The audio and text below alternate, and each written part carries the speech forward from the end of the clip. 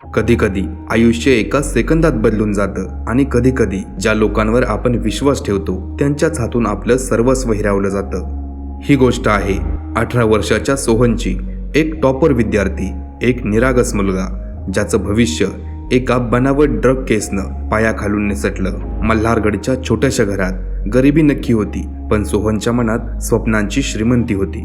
आई दिवसभर दुसऱ्यांच्या घरात काम करत असे, वडील कामाच्या शोधात फिरत असतात आणि दोघांच्या डोळ्यात एकच स्वप्न, माझा मुलगा मोठा होईल, आमचं नशीब बदलेल। आणि सोहन, तोही पूर्ण ताकदीने ते स्वप्न पेलत होता। तो 12वीचा टॉपर, मेणबत्तीच्या प्रकाशात अभ्यास करणारा मुलगा, ज्याच्या डोळ्यात फक्त उज्ज्वल भवितव्य होतं। 29 ऑगस्ट 2025 सकाळ अगदी साधी होती, पण या दिवशी सोहनच्या आयुष्यातील सर्वात मोठं वादळ येणार होतं। आई डबा देते, बाळा नीट अभ्यास कर, तुला IAS व्हायचं आहे। सोहन हसतो आणि बसमध्ये चढतो। मल्हारगडजवळ बस वेगाने जात असताना अचानक एक कर्कश आवाज येतो। बस रस्त्याच्या मधोमध थांबते। प्रवासी एकमेकांकडे पाहू लागतात। खिडकीबाहेर साध्या वेशातील पोलीस उभे असतात। एक कडक आवाज, बस साईडला लावा। क्षणात बसमध्ये 5 ते 6 पोलीस घुसतात। त्यांच्या नजरा थेट सोहनवर।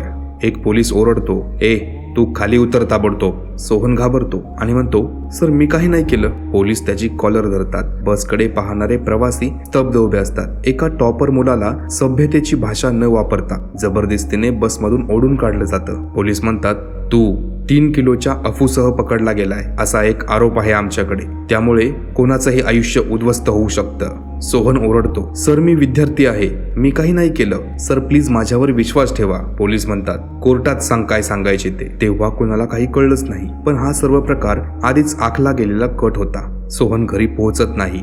आई वाट पाहते, वाट पाहून थकून जाते। तेवढ्यात फोन वाजतो, तुमचा मुलगा ड्रग तस्करीत अटक झालाय। त्या एका वाक्याने आईचे आयुष्य संपलेलं वाटलं। ती कोसळते। वडील डोकं धरतात। जग म्हणू लागतं टॉपर की ड्रग तस्कर, पण आईला माहित होतं सोहन निर्दोष आहे।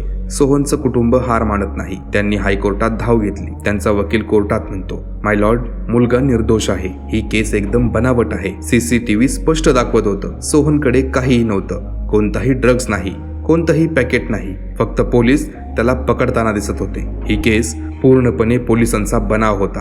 अखेर दबावाखाली SP मीना कोर्टात उभ्या राहतात। ते म्हणतात, हो माय लॉर्ड, ही चूक आमच्याकडून झाली आहे। 6 पोलिसांना तात्काळ निलंबित करण्याचे आदेश देतात। त्यांच्यावर चौकशीचे आदेश देण्यात आले। 2 महिने तुरुंगात घालवल्यानंतर सोहन अखेर बाहेर येतो। आई त्याला मिठी मारते। दोघेही रडतात। सोहन म्हणतो, आई मी काही चुकीचं केलं नव्हतं, पण जगानं मला गुन्हेगार मानलंच।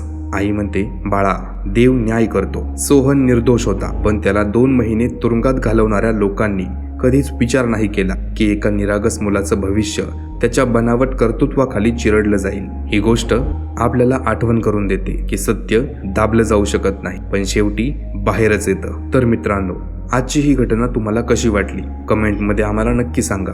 आणि व्हिडिओ आवडल्यास व्हिडिओला लाईक करा आणि चॅनलला देखील सबस्क्राईब करा। भेटूया पुढच्या व्हिडिओमध्ये। धन्यवाद।